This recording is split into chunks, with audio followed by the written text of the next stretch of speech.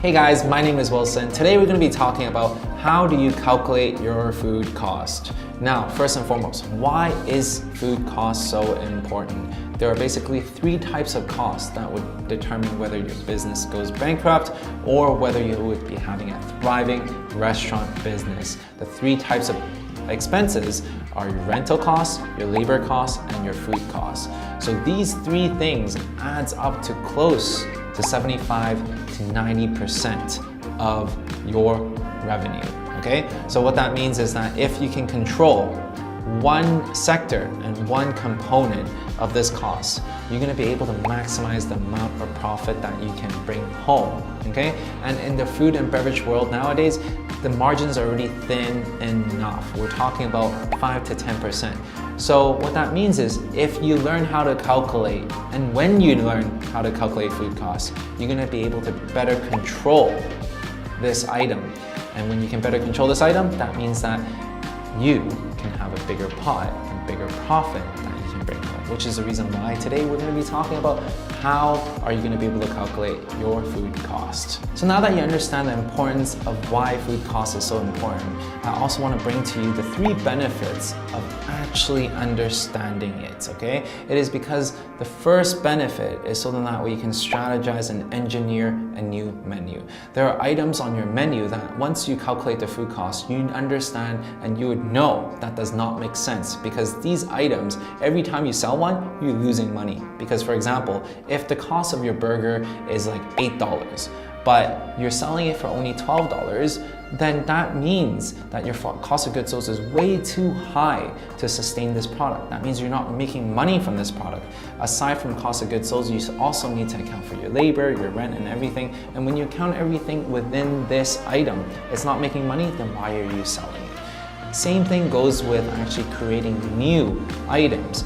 To give you an example, whenever we create ice cream flavors, we always start from how much of a budget can we work towards? How much of a budget do we have to create this new item? So for example, if we sell our ice cream or a product, a dessert menu item that is retailing for $8, then we know we can't spend more than $2 whenever we're testing this new product, whether it be the toppings, whether it be the ice cream base, whether it be the presentation itself. Everything adding up cannot be more than $2 because now we understand our food costs. Whereas if you do not understand food costs, you'd be putting in tons of topping just to make this ice cream stand out, make it look super amazing, yet the cost is $5. How can you make any money from that? You can't, which is the reason why understanding food costs is so important. On the same token, the second benefit of truly understanding your food costs is that you can actually run proper promotions. And what I mean by that is,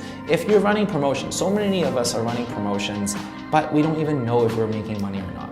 If you are, every time you sell a product, every time you sell an item, it's not making money, then why are you running that promotion? It's a lose-lose game, okay? Your clients and your customers are so used to you running promotions that they won't purchase from you unless you run a promotion. And at the same time, you keep running promotions that are not generating you any profits, then what's the point? A lose-lose scenario. On the same token, if you understand food costs, if you understand, for example, a piece of cookie, it costs you around 25 cents to 50 cents to make, and you retail and you sell it out to the public for $5. That's a really healthy margin that you have.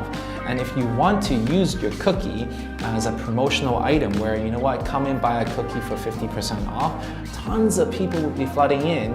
You're gonna charge them $2.50, yeah, it takes you 50 cents to make, and you still have a ton of margins to play with. You still are able to benefit from that and to be able to profit from that, which is the reason why you can be very strategical when you're running these promotions, that half-price cookies, and when people come in for their cookie, they're gonna order a cup of milk, which you can charge at full price. And that's a very smart way of running promotions, all because of the fact that you understand cost of goods sold, food costs. The third and final benefit that I'm going to be sharing with you today is that you can actually make more profits by understanding the seasonality of the cost of the goods that you're buying. So for example, produce, fruits.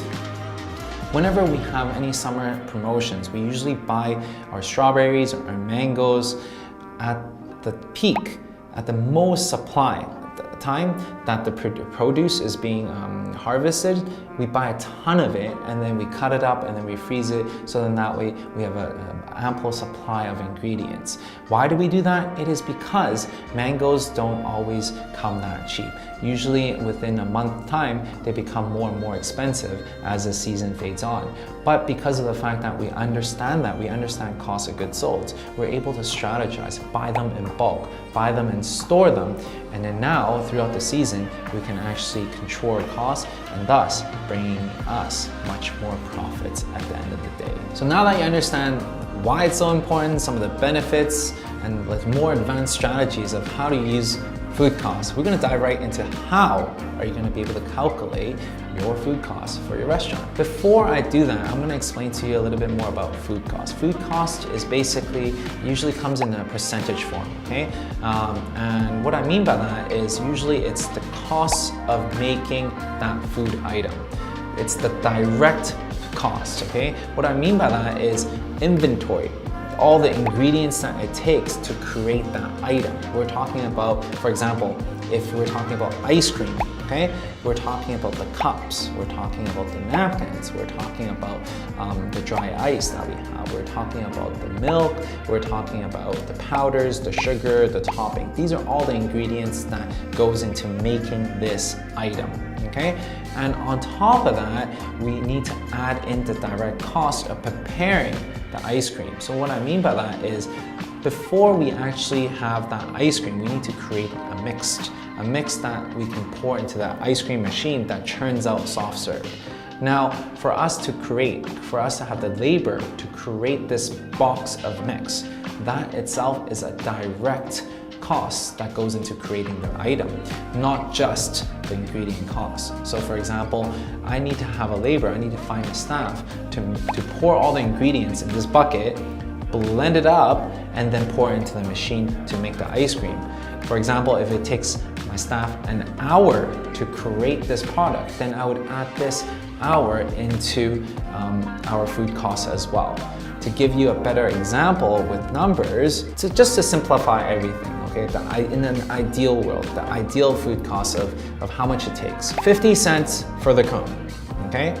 50 cents for the milk, 50 cents for making all the toppings, and another 50 cents for the person that creates that bucket of mix, okay? And how do we get that 50 cents for the person that creates that mix? Well, if it takes that person an hour to create the mix, and if the mix can create, let's say, 30 cups of ice cream, then we can just divide 30 with that person's hourly wage. So for example, if he gets paid $10 an hour, then we use 10 divided by 30, which comes out to be 30 cents. Then we would add that to the cost of goods sold. So for the sake of this example, we said that is 50 cents. So if you add everything up, that is $2 for making that cup of ice cream. That becomes your cost of goods sold. That becomes how much it costs. Now you use that number, divide it by how much you actually sell the product for. So for example, if we sell the ice cream for $5 to the public, then we use $2 divided by $5 to get our cost of goods sold. Typically speaking, cost of goods sold should range from, I would say, 15 to 30%. 30% is the maximum that we would want for cost of goods sold. And at the end of the day, the higher the cost of goods sold, the less profit that we can make, the less profit that we can put into our pockets. So now that you understand in an ideal world how much cost of goods sold are for that ice cream, 20% is what we're talking about. But in reality, we have not taken it into two big concerns. Number one is wastage, and the second one is theft. In an ideal world, this we take out. But in reality, this happens all the time. These two components, food wastage and theft, is always something that's going to happen. And what I mean by that is, for example, if we created a batch of ice cream and that whole batch is $20, if we retail it for $5, how much can we make? In theory, we're going to be able to make $100 in revenue. That equates to 20%. But because of the fact that, you know what, when we're cleaning the machine, we ended up wasting a bunch of ice cream. And in turn, those ice cream that we wasted cannot be sold as revenue. So what that means is maybe our revenue becomes $90, right? On the same token, if I'm the staff and my friend comes in and then I'm like, hey, you know what, Jason, thanks for coming in. I'm gonna give you a free cup of ice cream. Here you go. But we never charged them. That means that for the same amount of ingredient, which is $20 of ingredient, I did not receive one order, which is $5. So that brings down the revenue.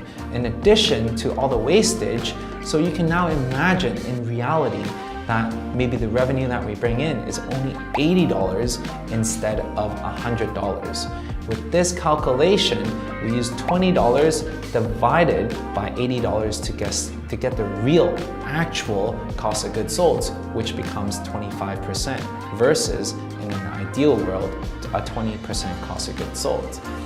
The reason why I'm explaining the ideal food cost and the actual food cost to you is because you need to understand, in theory, everything is perfect.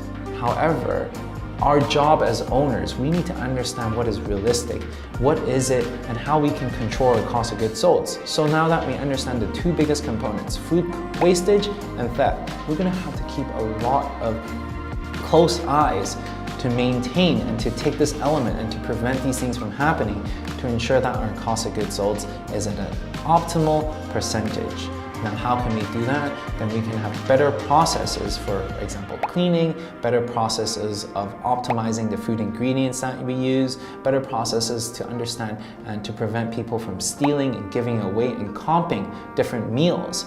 This all adds up to your profits. So at the end of the day, you need to make sure, and why are we even calculating food costs? The reason why we're calculating food costs is for us to be aware of how much we're actually spending. Now, how do you calculate actual food costs? All you have to do is, in the beginning of the month, check your inventory. At the end of the month, check your inventory again. Take the difference, then that's the amount of ingredients that you've used throughout the month, and you're gonna be able to use that to benchmark it against the revenue you're able to generate for each food item. And then you're gonna have a better understanding of the actual food costs. And for you to understand it, now you can manage it properly. So then that way you can gain more profits into your pockets. So there you go. We just talked about the importance of understanding your food costs. We just talked about how do you calculate your ideal food costs versus your actual food costs. As a rule of thumb, we want to be able to aim for a maximum 30% of an actual food cost, because anything higher, you're gonna be left with no margins to play with. So many times we're actually looking at our bank account, we're like, wow, we're making tons of money on paper, but in our bank account, money's not showing up. It is because of our expenses outbeats the revenue that we bring in. Just because we make $10,000 doesn't mean it all goes into our pocket. We need to pay for tons of money for rent, tons of money for labor, tons of money for cost of goods sold. So our job as owners, as restaurateurs, is to control this cost, minimize it to below 30, so then that way we can have a healthy margins for us to take home. So I really hope you've enjoyed this video. The only thing I really ask for is for you to smash the like button. That's the only thing that really helps me along this whole YouTube journey. If you guys have any questions, leave it in the comment section below. And if you want to learn more about how do you understand building a restaurant, how do you engineer better menus so then that way you can profit a ton, how do you have like more than 1,000 loyal fans so then that way you don't need to worry about the competitors around the block, or just understand my journey on building an ice cream empire, then definitely check out in the link below. I created this course of something that I've done for the last 10 years. So definitely check out in the link below. Otherwise, follow along this whole journey. I'll see you guys in the next video.